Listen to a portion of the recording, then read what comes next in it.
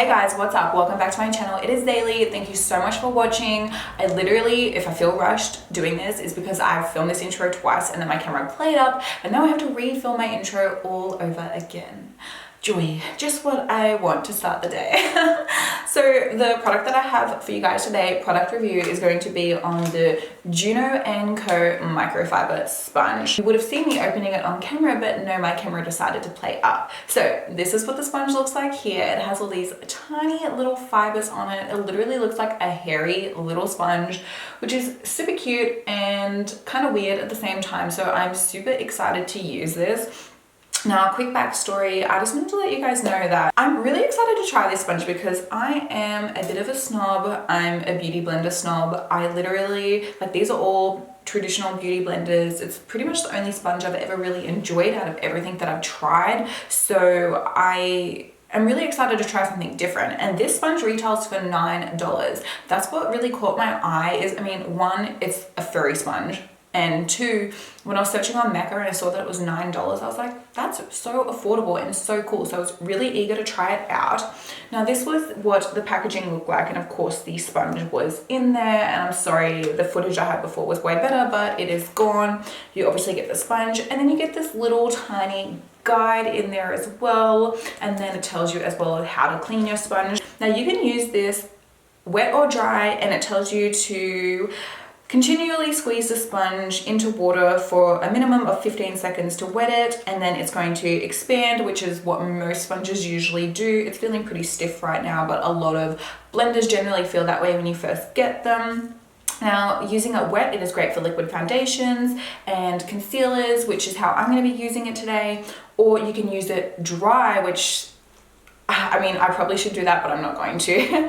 And you can use that for contour, blush, and highlight, which I've never used a sponge to apply like a blush or a highlight before, so I'm not going to be doing that today. Now, it actually has here to avoid product overload, submerge your Juno sponge underwater and squeeze out any excess to begin. Do not apply the foundation directly onto the sponge. Well, that's good to know. And use a stippling and swiping motions to blend foundation or product. Okay, cool. So there we go. This has got some good little tips, tells you what to do and what not to do. So that's really cool. I'm going to have a proper read through that later so I can make sure I'm cleaning this properly after use. So like I said, you can use this wet or dry. And there's some really interesting things about this. So they say it's unlike any other blending sponge, that is lightweight, and the microfiber material that is velvety soft is great for that all over makeup application, and it can give a more natural look. It's got a dual layer technology, and the small fibers, which are smaller than a strand of silk, hold on to any liquid product.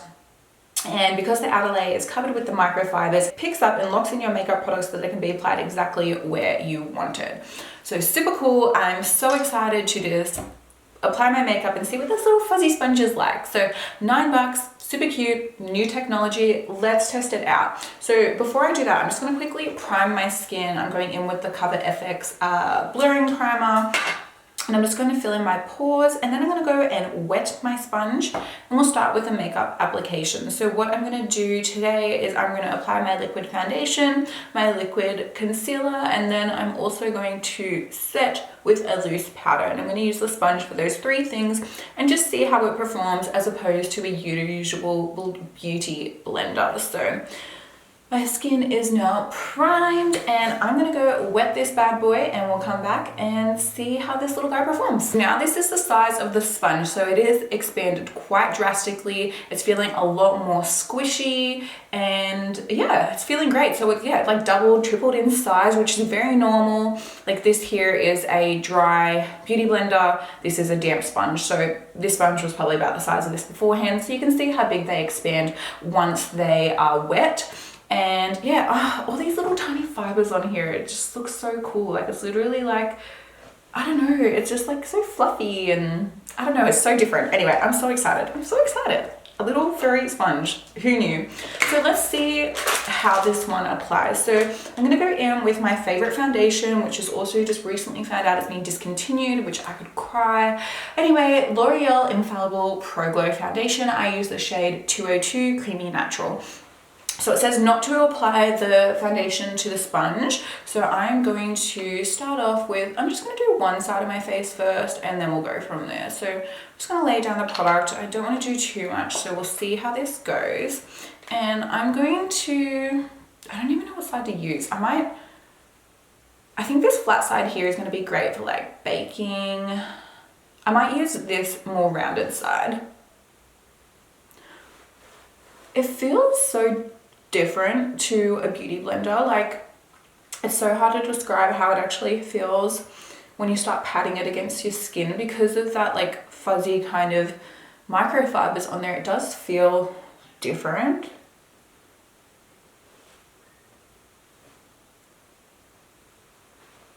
Because it's expanded so largely, it just really helps to cover the area. Like, it doesn't really take that long to kind of blend everything out, which is great. Makes makeup application so much faster. Okay, so that's one layer of foundation. So one side without, one side with. That was super fast. I'm just gonna bring my mirror a little closer here, just so I can see how things look up close. So it's looking really nice, really airbrushed, nice and flawless kind of looking. It was super easy, and you can see, like, whilst yes there's still foundation on the sponge, which I was expecting there still to be, it doesn't really seem like it's absorbed too much of the product. And I mean, as I'm still continuing to blend, it still seems to be dispersing the product, so that's really cool. I might even zoom the camera in a little bit closer and we'll apply some foundation to the other side. Okay, just a little closer there for you guys. So a little bit more foundation, and I'm not really using that much at all. Just a few little drops. So I got my sponge again and I'm going back in and blending everything out.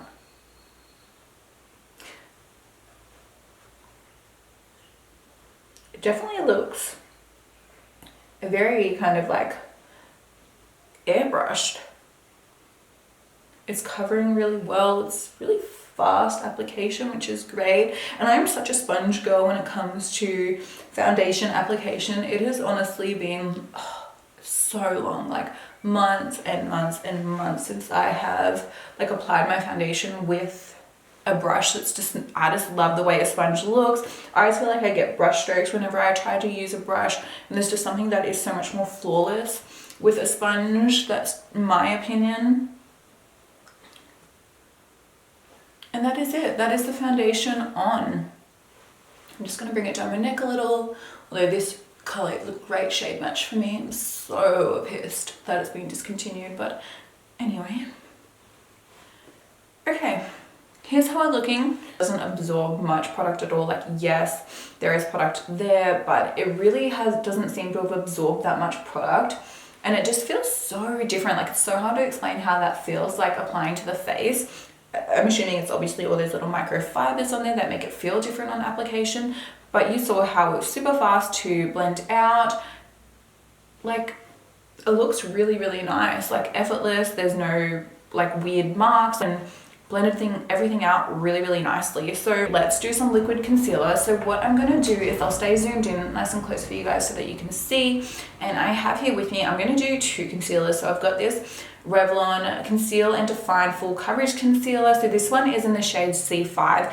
It's just like, it's a nice color, but it's probably slightly too dark. So what I like to do is just add a tiny bit of this ColourPop No Filter Concealer, which is too light, in light 10, and just apply them together, and it just makes the perfect combination. So do one side at a time, and I don't want to go too crazy.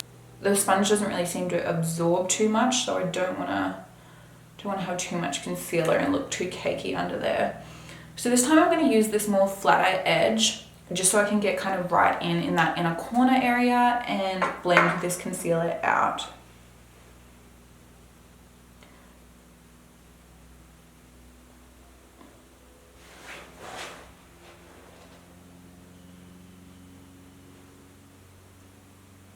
The only thing that I'm like kind of feel like I'm having a hard time with is like because it's more flat here, I find it a little difficult to get into the inner corner. I'm getting there. It's just probably taking a little longer than what I would with a blender where it's got a complete tip. This one having that flat edge for me is making it just a little bit more effort to kind of get into that inner corner, but that's fine. I'm getting there. There's something very unique and special about this sponge, that's for sure. Like it just, the way it applies makeup is different, definitely very different to a beauty blender. It's much more, I think, less absorbent of your products, which is great because that means you're getting more out of your products because you're not using as much, or your sponge just isn't absorbing as much. So yeah, you don't have to apply as much, which is great. So I'm just doing the same thing again to the other eye where I'm applying my 2 concealers. And then I'm going to use this sponge to blend everything out. The biggest thing for me is like getting over the way this feels on the face because it is like a furry sponge and it's tiny little fibers, but it still feels very different to any other sponge that you would usually apply your makeup with. But it definitely does not absorb your liquids as much as any other sponge I've used. I'm just going to take just a little bit of that concealer down the bridge of my nose. I always have a hard time with foundations like sticking to that area, so I'm just going to go in just with the one concealer, the darker one, just to get a little bit more coverage on the nose. Okay, I'm just zooming back out again now. I think the only thing that I would say you'd have to be wary with this sponge is not to overdo it with your products, because if you apply a whole lot of foundation and you're trying to blend it out, I think it could get really cakey really fast, especially like the under eye area if you go really ham with concealer, unless you're like physically swiping it off and maybe putting it on your hand, because it doesn't absorb so much product. Things could look cakey really fast. So I think this is a less is more, which is always great. But yeah, so far, I'm really liking this. So what I'm gonna do is I'm just gonna quickly set underneath my eye and then we'll set the rest of the face. Now, usually I always set underneath my eye with a brush, but for the purpose of today's video, I'm gonna do it with the sponge. So this is the Laura Mercier. This is the Secret Brightening Powder. This is my favorite under eye setting powder. And I've got a lot in the lid here, so I don't want to tip it down too far. What I'm going to do is use that same flat edge that I've been using. I'm going to dip my sponge into the powder. So you can see I've got lots of powder there. And I am going to just apply this underneath the eye just to set that area.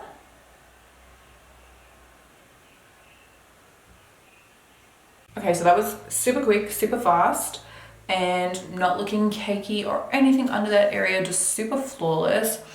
So now let's set the rest of the face. I'm going to use my new favorite setting powder, which is by Maybelline. This is the Fit Me Loose Finishing Powder, and mine is in the shade 10 Fair Light. So I'm just going to, I've got a bunch in the lid just here again.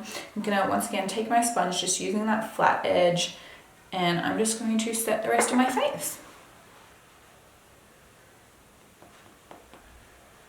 Whoa, that's a lot of powder.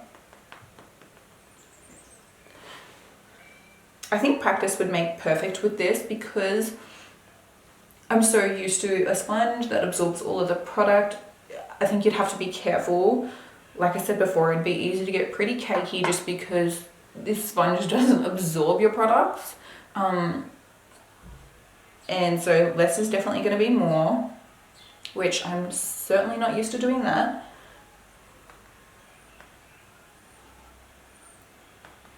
So that's my liquid and powders complete. I'm looking like super airbrushed right now. Like, look at my skin up close. There's not a pore inside. Everything is just looking so smooth. I really like this sponge, like a lot. What do you guys think? The only thing left to do now is really finish off the rest of my makeup. So that's what I'm gonna do, guys. I'm gonna jump off screen. I'm gonna finish the rest of my makeup and then I'll be right back. Okay guys, I'm back and I just quickly finished off my makeup. So I'll just give you a quick rundown. I used my BH Brilliance bronzer for bronzing, obviously. I used my Clinique Colourpop blush in Nude Pop for my blush, my Dior Backstage highlighter for this glow. I used my Dior lip maximizer in the shade 013 for my lips, and then I just used some mascara, the Too Faced Better Than Sex, and for my Purple Blue under my eyes, I've gone in with the Aqua XL Makeup Forever eye pencil in the shade, I think it's M26. So just something super simple and easy today. And I haven't done anything with my brows because I'm going to be doing a brow tutorial for my next video. So stay tuned for that one. If you do come across this little tiny microfiber sponge, I definitely give it the tick of approval.